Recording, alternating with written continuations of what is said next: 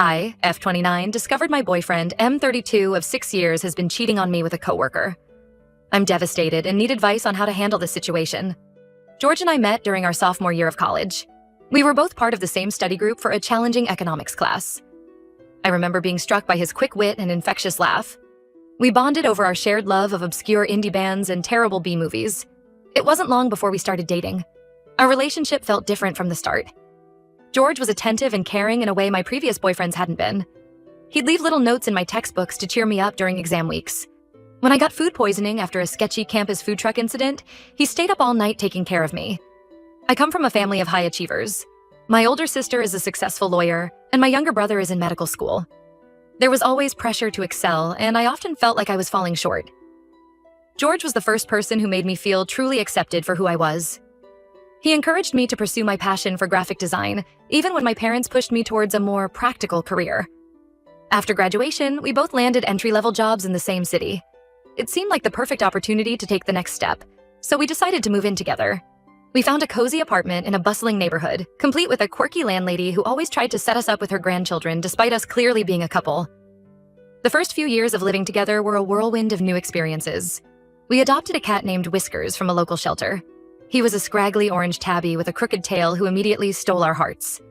George and I would spend weekends exploring the city, trying new restaurants and dreaming about our future. We weren't without our challenges. George's job at a marketing firm was demanding, often requiring late nights and weekend work. I sometimes felt neglected, but I tried to be understanding. We'd argue about household chores or money, but we always managed to work things out. About 2 years ago, George got an offer from a tech startup. The salary was better, and he was excited about the opportunity to work on cutting-edge projects. I was thrilled for him, even though I knew it would mean longer hours. At first, things were great. George would come home buzzing with energy, talking a mile a minute about the innovative ideas his team was working on. But gradually, I noticed a shift. He became more secretive about his work, claiming it was all confidential. He started going out more with his work friends, often coming home late smelling of alcohol and perfume. When I tried to talk to him about it, he'd get defensive. "You don't understand the pressure I'm under," he'd say. Or, "Why can't you just trust me?" I felt like I was going crazy. My gut was screaming that something was wrong, but George kept dismissing my concerns. This wasn't the first time I dealt with infidelity. My first serious boyfriend in high school cheated on me with my best friend at the time. It took me years to fully trust someone again after that. George knew this history, which made his behavior even more hurtful. Things came to a head last week. George was in the shower and his laptop pinged with a new message. I know I shouldn't have looked, but something compelled me to check. It was from someone named Shelly with a heart emoji. My stomach dropped as I scrolled through their conversation history. They'd been having an affair for months. There were explicit photos, plans for hotel meetups, and messages about a future together. I felt like I couldn't breathe. This wasn't just a one-time mistake or a drunken kiss. This was a full-blown relationship happening right under my nose. When George got out of the shower, I confronted him. At first, he tried to deny it, accusing me of invading his privacy. But when I showed him the messages, he broke down.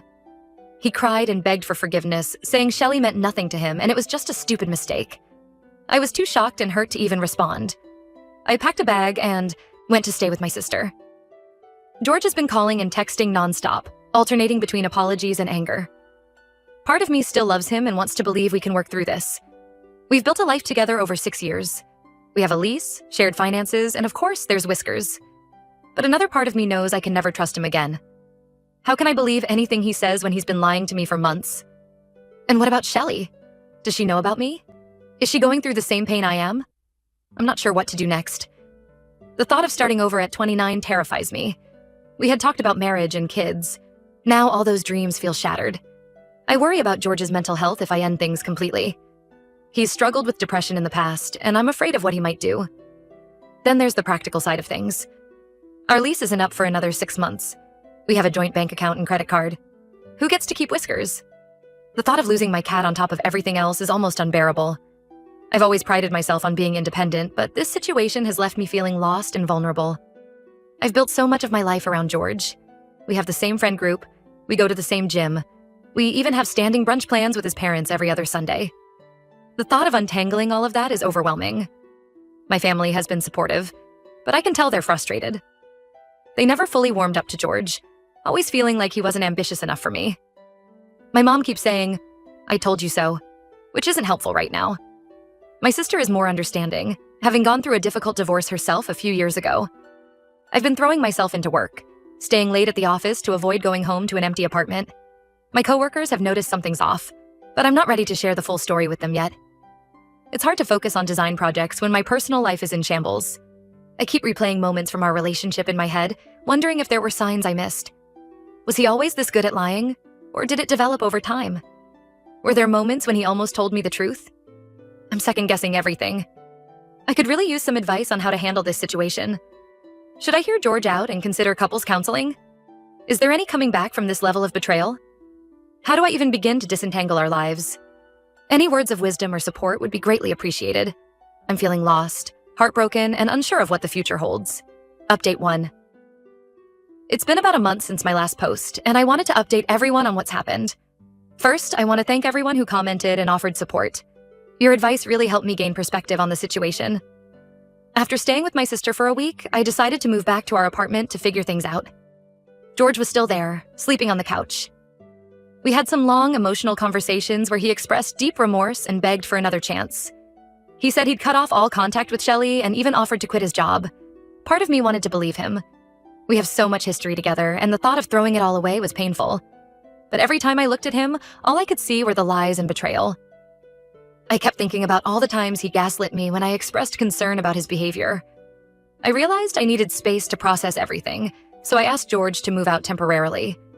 He was upset, but agreed it was for the best. Once he was gone, I felt like I could breathe again. I threw myself into work and spent time with friends I'd neglected during our relationship. My best friend Mia was especially supportive. She came over almost every night, bringing ice cream and trashy movies to distract me. We'd known each other since high school, but had drifted apart when I started dating George. It felt good to reconnect and remember who I was outside of my relationship. About 2 weeks after George moved out, I had an unexpected encounter. I was grabbing coffee before work when I saw a familiar face.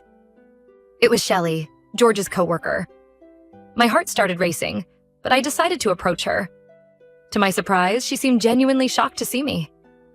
It turns out George had told her he was single. We ended up talking for hours, and I learned their affair had been going on for nearly a year, much longer than George had admitted to me. Shelley showed me messages where he talked about a future together and badmouthed me. It was painful, but I'm glad I know the full truth now. After that conversation, I knew there was no going back. I texted George that I wanted to meet to discuss logistics for ending our lease and dividing belongings. He showed up at our apartment unannounced that night, clearly drunk. He alternated between crying and yelling, accusing me of ruining everything by talking to Shelley. When he started throwing things, I called the police. They escorted him out, and I filed for an emergency protective order. The next day, George's mom called me in tears. Apparently, he'd shown up at her house threatening self-harm. She wanted me to talk to him, but I held firm and told her I couldn't be responsible for his mental health anymore. I gave her the number for a crisis hotline and blocked her number. I'm now staying with Mia while I look for my own place. George's brother came by to collect his things, which was emotional, but went smoothly. We've agreed that I'll keep Whiskers since I've always been his primary caretaker. The process of untangling our lives has been challenging. We had to close our joint bank account and credit card, which meant hours on the phone with customer service representatives. I had to explain the situation to our landlord, who was thankfully understanding and agreed to let me take over the lease on my own.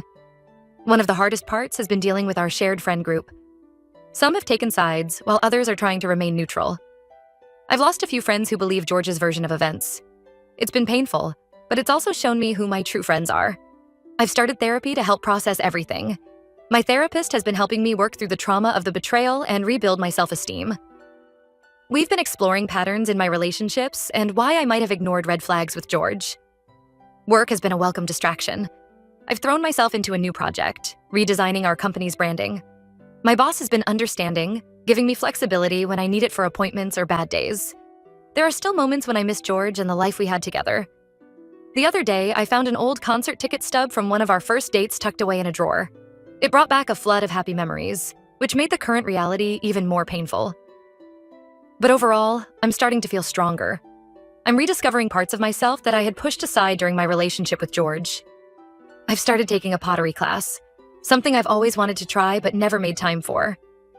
I'm taking things one day at a time and trying to be gentle with myself as I navigate this new chapter of my life. Thank you again to everyone who offered advice and encouragement. It really made a difference during this difficult time. Update 2. It's been about 6 months since my last update, and I wanted to share how things have progressed. Life has settled into a new normal, and I'm doing much better than I ever expected. After staying with Mia for a few weeks, I found a cute studio apartment that allows pets. It's small, but it feels like home. Whiskers has adjusted well and seems to enjoy having me all to himself. I've been focusing on self-care and rebuilding my life one day at a time. I haven't had any direct contact with George since the night I called the police. His family tried reaching out a few times, but I maintained firm boundaries. Through mutual friends, I heard he moved to another state for a new job. Part of me hopes he's getting the help he needs, but I know that's not my responsibility anymore. The most unexpected development has been my friendship with Shelley. After our initial coffee shop encounter, we kept in touch. She was dealing with her own feelings of betrayal and guilt, and we found comfort in supporting each other. We even attended a few support group meetings together. It's an unusual situation, but I'm grateful for her honesty and the closure it provided. Work has been a great distraction. I threw myself into a big project redesigning our company's website. It was challenging and sometimes stressful, but it felt good to focus my energy on something productive.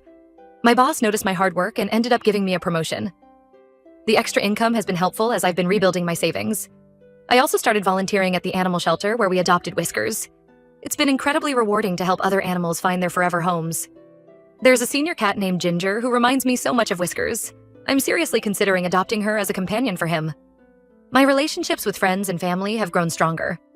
Mia and I are closer than ever. We've started a tradition of weekly game nights with some other friends. I've also been spending more time with my sister and her kids. Being Aunt Emma to my niece and nephew has brought so much joy into my life. I've started dating again, casually. It's been both exciting and terrifying. My first date post-George was a disaster. I spilled wine all over myself and couldn't stop nervously rambling about cat behaviors, but each date gets a little easier. I'm taking things slow and being upfront about my past. I've met some nice guys, but I'm in no rush to jump into another serious relationship. One unexpected challenge has been dealing with mutual friends who are getting married or having babies. It's bittersweet to attend these events alone, knowing that George and I had once talked about our own future milestones, but I'm learning to be happy for my friends while also acknowledging my own feelings. I've been focusing on personal growth and trying new things. I joined a local hiking group and have been exploring trails in our area. It's been a great way to clear my head and meet new people. I'm also taking an online course in web design to expand my skills at work. Therapy has been incredibly helpful in processing everything that happened. I've been working through issues of trust and self-worth, and I'm starting to feel more confident in myself and my decisions. There have been some tough moments. Last month would have been George and I's anniversary, and I found myself feeling unexpectedly emotional. I took the day off work and treated myself to a spa day, focusing on self-care and reflection. I've also had to navigate some awkward social situations. I ran into George's best friend at the grocery store, which was uncomfortable for both of us. We made polite small talk, but it was a reminder of how much my social circle has changed. Financially, things have been tight as I adjust to living on a single income. I've had to make some budget cuts and pick up some freelance work on the side. But it feels good to be fully in control of my finances for the first time in years. My family relationships have improved. My parents have been more supportive than I expected, helping me move and checking in regularly. My mom even apologized for her initial "I told you so" reaction, which meant a lot to me. There are still days when I miss the life I thought I would have with George.